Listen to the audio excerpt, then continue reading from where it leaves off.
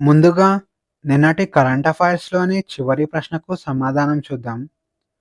ఇండియాలో మొట్టమొదటి water positive airport ఏది? ఆన్సర్ వచ్చేసి ఢిల్లీలోని ఇందిరాగాంధీ ఎయిర్‌పోర్ట్. లోక్‌సభలో వందే మాతరం గీతంపై ప్రత్యేక చర్చ. ఇండియా జాతీయ గీతమైన వందే మాతరం గురించి డిసెంబర్ 8న లోక్‌సభలో ప్రత్యేకంగా చర్చించారు. వందే మాతరం 150వ వార్షికోత్సవం సందర్భంగా ప్రధాని మోడీ ఈ చర్చను ప్రారంభించాడు. వందే మాతరం గురించి తెలియని విషయాలు, చారిత్రక అంశాలు ఈ చర్చల్లో ప్రస్తావించారు. ఈ చర్చ కోసం లోక్సభలో 10 గంటల సమయాన్ని కూడా కేటాయించారు. ఇక ఈ చర్చల్లో భాగంగా రక్షణ మంత్రి రాజ్‌నాథ్ సింగ్ మాట్లాడుతూ, జనగణ మన వలె వందే మాతరానికి కూడా అదే గౌరవం దక్కేలా ఆర్టికల్ 51ఏలో కొత్త ప్రాథమిక విధిని జోడించాలని కోరాడు. ఇక డిసెంబర్ 9న రాజ్యసభలో కూడా వందే మాతరంపై చర్చ జరుగుతుంది. రాజ్యసభలో ఈ చర్చను కేంద్ర హోంమంత్రి అమిత్ షా ప్రారంభించాడు. ఇక వందే మాతరం గురించి బేసిక్ ఇన్ఫర్మేషన్ చూస్తే ఈ గీతాన్ని 1875 సంవత్సరంలో బకిం చంద్ర చటర్జీ రచించాడు. ఆ తరువాత 1882 సంవత్సరంలో బకిం చంద్ర చటర్జీ తన నవల 'ఆనందమఠంలో' వందే మాతర గీతాన్ని అధికారికంగా ప్రచురించాడు. వందే మాతరాన్ని సంస్కృతం మరియు బెంగాలీ మిశ్రమ భాషలో రాశాడు. ఇక వందే మాతరాన్ని మొట్టమొదటిసారిగా రవీంద్రనాథ్ ఠాగూర్ 1896 సంవత్సరం కలకత్తా జాతీయ కాంగ్రెస్ సమావేశంలో పాడారు. పేపర్‌లెస్ పాస్‌పోర్ట్ వెరిఫికేషన్ ప్రారంభం. కేంద్ర ప్రభుత్వం పాస్‌పోర్ట్ వెరిఫికేషన్‌ను సులభతరం చేసింది. ప్రభుత్వం పాస్‌పోర్ట్ సేవా వ్యవస్థను డిజిలాకర్ పోర్టల్‌తో అనుసంధానించింది. డిజిలాకర్ ద్వారా పేపర్‌లెస్ పాస్‌పోర్ట్ వెరిఫికేషన్ పూర్తి చేసుకునే సదుపాయం కల్పించింది. ఇక ఎయిర్‌పోర్ట్‌లో పోలీస్ చెకింగ్ సమయంలో ఫిజికల్ కాపీస్ అవసరం లేకుండా ఫోన్‌లోని డిజిలాకర్‌లోని వివరాలు చూపించాల్సి ఉంటుంది. ఉద్యోగాలు, వీసాలు లేదా ప్రయాణాల కోసం ఫిజికల్ కాపీస్ అవసరం లేకుండా చేసి 100% పేపర్‌లెస్ వెరిఫికేషన్ చేయడం ఈ ఇనిషియేటివ్ యొక్క లక్ష్యం. ఈ ఇనిషియేటివ్‌ను జాతీయ గవర్నెన్స్ విభాగం అమలు చేస్తుంది. అలాగే టాటా కన్సల్టెన్సీ సర్వీసెస్ ఈ ఇనిషియేటివ్‌లో టెక్ భాగస్వామిగా పనిచేస్తుంది. ఇక ఎలక్ట్రానిక్స్ అండ్ ఇన్ఫర్మేషన్ టెక్నాలజీ మంత్రిత్వ శాఖ మరియు ఎక్స్టర్నల్ అఫైర్స్ మంత్రిత్వ శాఖ సంయుక్తంగా దీనిని ప్రారంభించింది. మహాపరినిర్వాణ్ దివాస్ 2025 మహాపరినిర్వాణ్ దివాస్‌ను ప్రతి సంవత్సరం డిసెంబర్ 6న జరుపుకుంటారు. డాక్టర్ బిఆర్ అంబేద్కర్ వర్ధంతిని మహాపరినిర్వాణ్ దివాస్‌గా జరుపుకుంటారు. బౌద్ధ మతంలో మహాపరినిర్వాణ్ అనగా మోక్షం అని అర్థం. 1956 అక్టోబర్ 14న నాగ్పూర్‌లోని దీక్షాభూమిలో 5,00,000 మంది మద్దతుదారులతో కలిసి అంబేద్కర్ బౌద్ధ మతాన్ని స్వీకరించాడు. ఇక 1956 డిసెంబర్ 6న ఢిల్లీలో బిఆర్ అంబేద్కర్ మరణించాడు. అంబేద్కర్ సమాధి స్థలాన్ని చైతన్య భూమి అంటారు. ఇది ముంబైలో ఉంది.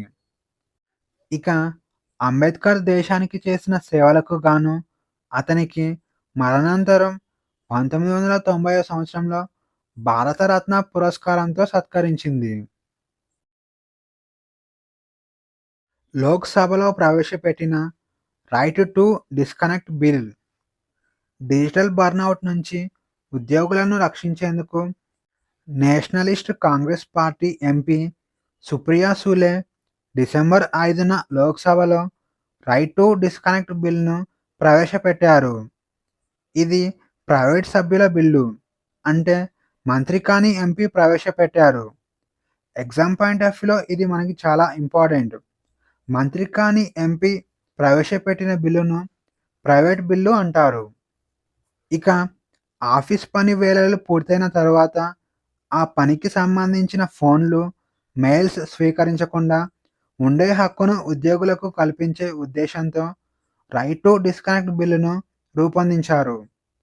ఈ హక్కును అమలు చేసేందుకు మరియు ఉద్యోగుల సంక్షేమాన్ని పర్యవేక్షించేందుకు ఉద్యోగుల సంక్షేమ సంస్థలను ఏర్పాటు చేయాలని ఆమె ప్రతిపాదించారు.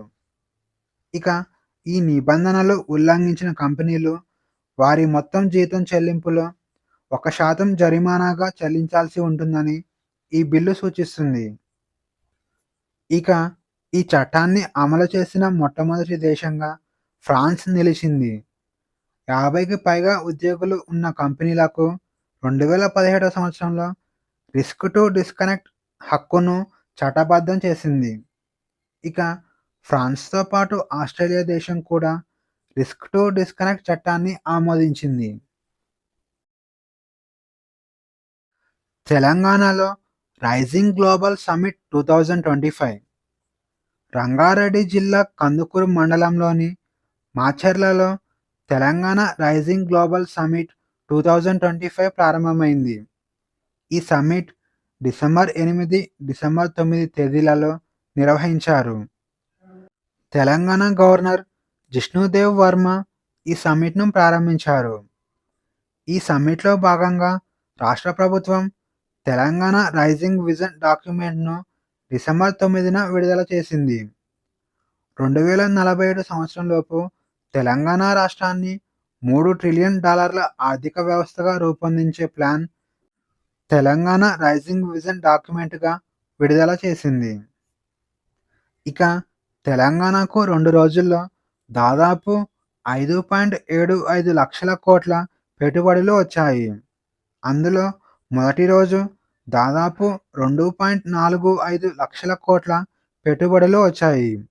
అందులో Trump media and technology group 1,00,000 కోట్ల పెట్టుబడి పెట్టడం విశేషం.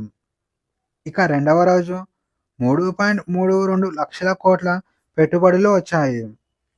ఇక మొత్తం మీద 5.75 లక్షల కోట్ల పెట్టుబడిలో కేవలం విద్యుత్ రంగంలోనే 3.24 లక్షల కోట్లు పెట్టుబడులు రావడం విశేషం. ఇక ఈ సదస్సులో కేంద్ర మంత్రి కిషన్ రెడ్డి, రాష్ట్ర మంత్రులు, అలాగే నోబెల్ శాంతి బహుమతి విజేత కైలాష్ సత్యార్థి, అభిజిత్ బెనర్జీతో పాటు దేశ విదేశాల ప్రతినిధులు ఈ సదస్సులో పాల్గొన్నారు. ఎక్సర్సైజ్ హరిమౌ శక్తి 2025 ఎక్సర్సైజ్ హరిమౌ శక్తి ఇండియా మరియు మలేషియా దేశాల మధ్య జరుగుతుంది. ఎక్సర్సైజ్ హరిమౌ శక్తి 5వ ఎడిషన్ను రాజస్థాన్లోని మహాజాన్ ఫీల్డ్ ఫైరింగ్ రేంజ్లో ప్రారంభమైంది. ఈ ఎక్సర్సైజ్ డిసెంబర్ 5 నుంచి డిసెంబర్ 18 వరకు జరుగుతుంది. ఇక ఈ ఎక్సర్సైజ్లో ఇండియా తరపున డోగ్రా రెజిమెంట్కు చెందిన సైనికులు పాల్గొనగా, మలేషియా తరపున 25వ బెటాలియన్ రాయల్ మలేషియన్ ఆర్మీకి చెందిన దళాలు పాల్గొన్నాయి. ఇక ఈ ఎక్సర్సైజ్లో ఉగ్రవాద నిరోధక చర్యలు, హెలీబోర్న్ ఆపరేషన్లపై శిక్షణ ఇవ్వనున్నారు. అలాగే సెర్చ్ ఆపరేషన్లు, రూమ్స్ క్లియర్ చేయడం మరియు ప్రమాద సమయంలో తరలింపులు వంటి ట్రైనింగ్ ఇవ్వనున్నారు. దీంతో పాటు ఎడారులలో డ్రోన్లు, యాంటీ డ్రోన్ వ్యవస్థను ఎలా ఉపయోగించాలో శిక్షణ ఇవ్వనున్నారు. ఐఐటి కాన్పూర్తో ఎన్ఎండిసి అవగాహన ఒప్పందం. సైబర్ భద్రతలో డిజిటల్ ఆవిష్కరణలను ప్రోత్సహించడానికి నేషనల్ మినరల్ డెవలప్మెంట్ కార్పొరేషన్ ఐఐటి కాన్పూర్తో అవగాహన ఒప్పందం చేసుకుంది. డిసెంబర్ 6న ఈ ఒప్పందం జరిగింది. నేషనల్ మినరల్ డెవలప్మెంట్ కార్పొరేషన్ ఎగ్జిక్యూటివ్ డైరెక్టర్ శ్రీ సత్యేంద్ర రాయ్ మరియు IIT Kanpur dean professor Ashok ఈ ఒప్పందంపై సంతకం చేశారు. ఇక నేషనల్ మినరల్ డెవలప్మెంట్ కార్పొరేషన్ కార్యకలాపాలలో ఆర్టిఫిషియల్ ఇంటెలిజెన్స్, మిషన్ లెర్నింగ్ వంటి డిజిటల్ టెక్నాలజీల వినియోగాన్ని ముందుకు తీసుకెళ్లడం దీని యొక్క లక్ష్యం. ఇక ఈ భాగస్వామ్యానికి IIT Kanpur director professor Manindra Agarwal, National Mineral Development Corporation chairman and managing director Amitav Mukherjee నాయకత్వం వహిస్తున్నారు. ఇండియా ఉక్కు మరియు మైనింగ్‌లో ఆత్మనిర్భర్ భారత్ కోసం ఎదురు చూస్తుండగా, ఈ ఒప్పందం ఆత్మనిర్భర భారత్‌కు మద్దతు ఇవ్వనుంది. World athlete of the year award 2025 2025 సంవత్సరానికి గాను world athlete of the year అవార్డును నవంబర్ 30, 2025న మొనాకోలో ప్రకటించారు. ఇక స్వీడన్‌కు చెందిన అథ్లెట్ ఆర్మాండ్ డూప్లాంటిస్ మరియు అమెరికన్ అథ్లెట్ మెక్లాఫ్లిన్ లెబ్రాన్‌లకు 2025 world athlete year of the award లభించింది. ఇక వీరి వివరాలు చూసుకుంటే, పోల్ వాల్ట్ స్పోర్ట్స్‌లో ఆర్మాండ్ డూప్లాంటిస్ అద్భుత ప్రదర్శన చేసి ఈ అవార్డును గెలుచుకున్నాడు. Armand Duplantis world athlete of the year అవార్డును గెలుచుకోవడం ఇది మూడవసారి.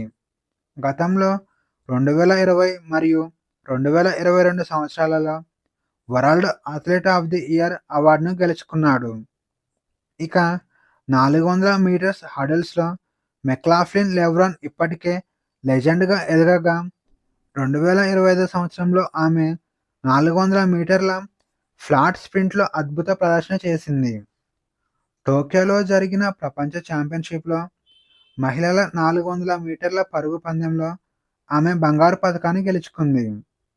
ఈమె 400 మీటర్లను కేవలం 47.78 సెకన్లలోనే పూర్తి చేయడం విశేషం.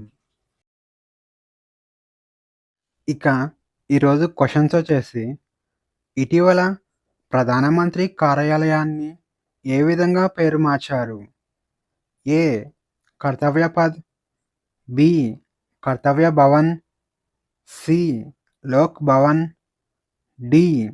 సేవా తీర్థ్. ఆన్సర్ వచ్చేసి ఆప్షన్ డి సేవా తీర్థ్. ఎక్సర్సైజ్ ఎక్వివలెంట్ ఏ దేశాల మధ్య జరిగింది? ఏ. ఇండియా మరియు మలేషియా, బి. ఇండియా మరియు మాల్దీవులు, సి. ఇండియా మరియు జపాన్, డి. ఇండియా మరియు ఆస్ట్రేలియా. ఆన్సర్ వచ్చేసి ఆప్షన్ బి ఇండియా మరియు మాల్దీవులు. 2025 డిసెంబర్లో ఇండియా ఏ కాలానికి యునెస్కో ఎగ్జిక్యూటివ్ బోర్డుకు ఎన్నికైంది? ఏ. 2025 నుంచి 2027, బి. 2025 నుంచి 2028, సి. 2025 నుంచి 2029, డి. 2025 నుంచి 2030. ఆన్సర్ వచ్చేసి ఆప్షన్ సి 2025 నుంచి 2029. రిజర్వ్ బ్యాంక్ ఆఫ్ ఇండియా కొత్త ఎగ్జిక్యూటివ్ డైరెక్టర్గా ఎవరు నియమితులయ్యారు? A. Usha Janaki Raman, B. Ranjan Mishra, C. Sushma Sharma, D. Virender Singh. Answer వచ్చేసి ఆప్షన్ ఏ ఉషా జానకి రామన్. ఇండియాలో మొదటి విక్టోరియా యూనివర్సిటీని ఏ రాష్ట్రంలో ప్రారంభించబోతున్నారు? A. Haryana, B. Bihar, C. Uttar Pradesh, D. Punjab. Answer వచ్చేసి ఆప్షన్ ఏ హర్యానా. కింది సేనా పాలకులలో ఎవరు బెంగాల్లో కులీ నిజాన్ని ప్రవేశపెట్టారు? A. Hemant Sen, B. Ballala Sen, C. Vijay Sen, D Laxman Sen. Answer వచ్చేసి ఆప్షన్ బి బల్లాల సేన్. పాల సామంతులలో ఒకరైన హేమంత్ సేన్ సేన రాజవంశాన్ని స్థాపించాడు. ఈ రాజవంశంలో మూడవ రాజు బల్లాల సేన బెంగాల్లో కులీనిజం అని పిలువబడే ఒక సామాజిక సంస్కరణను ప్రవేశపెట్టాడు. మధ్య భారతదేశంలోని బుందేల్ఖండ్ ప్రాంతంలో ఉన్న ఖలీంజర్ కోటలో మరణించిన పాలకుడు ఎవరు? A Ghazni Mahmud, B Sher Shah Suri, C Humayun, D Jahangir. Answer వచ్చేసి ఆప్షన్ బి షేర్షా సూరి. ఖలీంజర్ కోట మధ్య భారతదేశంలోని బుందేల్ఖండ్ ప్రాంతంలో ఉంది. ఇది 545 సంవత్సరంలో షేర్షా సూరి మరణించిన ప్రదేశం. జహాంగీర్ జారీ చేసిన ఆర్డినెన్స్లను ఇలా కూడా పిలుస్తారు: ఏ దస్తూర్ ఉల్ అమల్, బి ఎత్మదుద్ దౌలా, సి దస్తూర్ ఏ అమీర్, డి దస్తూర్ ఏ హక్. ఆన్సర్ వచ్చేసి ఆప్షన్ ఏ దస్తూర్ ఉల్ అమల్. ఒక సామ్రాజ్యం యొక్క సంక్షేమం మరియు అభివృద్ధి కోసం మొఘల్ చక్రవర్తి జహాంగీర్ దస్తూర్ ఉల్ అమల్ అని పిలువబడే శాసనాలను జారీ చేశాడు. రజియా సుల్తాన్ పాలనలో బాల్బన్ ఏ పదవిలో ఉన్నాడు?